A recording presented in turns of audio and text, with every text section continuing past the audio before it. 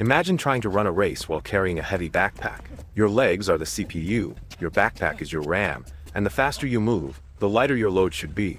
So, what happens when that backpack gets too heavy? Yep, you slow down. Today, we're diving into how your CPU and RAM are like the ultimate tag team. Or, well, sometimes they're not.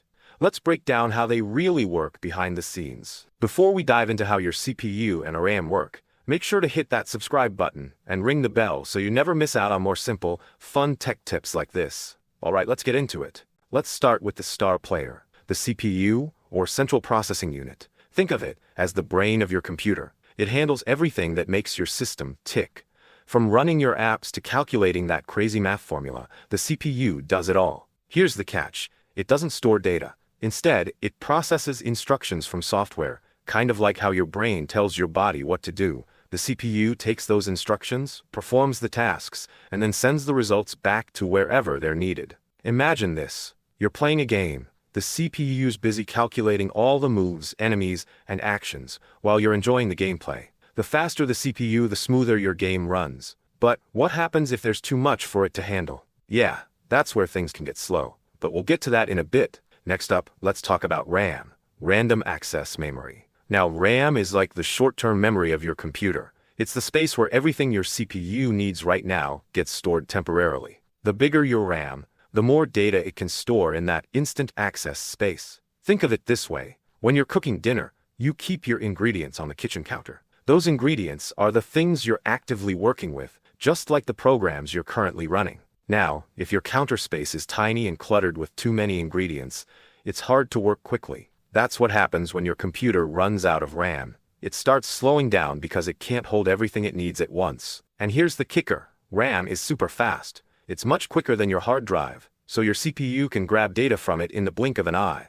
Oh, how do the CPU and RAM work together? Well, imagine your CPU is a chef, and RAM is your kitchen counter. The CPU needs ingredients, data, to cook up a meal, task, and it grabs them from the counter, RAM. If the counter's too full, the chef's gotta go digging through the pantry, hard drive, and trust me, that takes way longer. When your CPU runs out of space and RAM, it starts using slower storage, like your hard drive or SSD.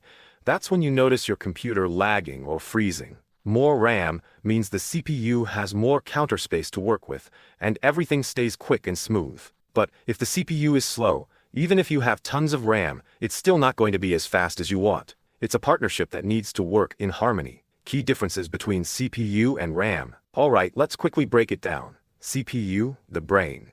It processes instructions, does all the thinking, and makes your computer work. RAM, the short-term memory. It stores the stuff the CPU needs right now and makes everything run faster. One without the other is like trying to cook a big meal with no ingredients or no recipe. Let's talk about what happens when the balance gets off. Too little RAM. Your CPU starts looking for data in all the wrong places. Hello, slow hard drive. Too slow of a CPU. Even if you have loads of RAM, you're still going to experience some lag. It's like trying to run a race with heavy luggage. Sure, you might have a good pair of shoes, RAM, but if your legs, CPU, aren't fast enough, you're still going to slow down. So, there you have it. The CPU and RAM are like teammates working together to keep your computer running smoothly. If one's slacking, your whole system slows down. Understanding how they work together can help you make smarter decisions when buying or upgrading your computer. Want a faster system? Well, think up both the CPU and the RAM next time.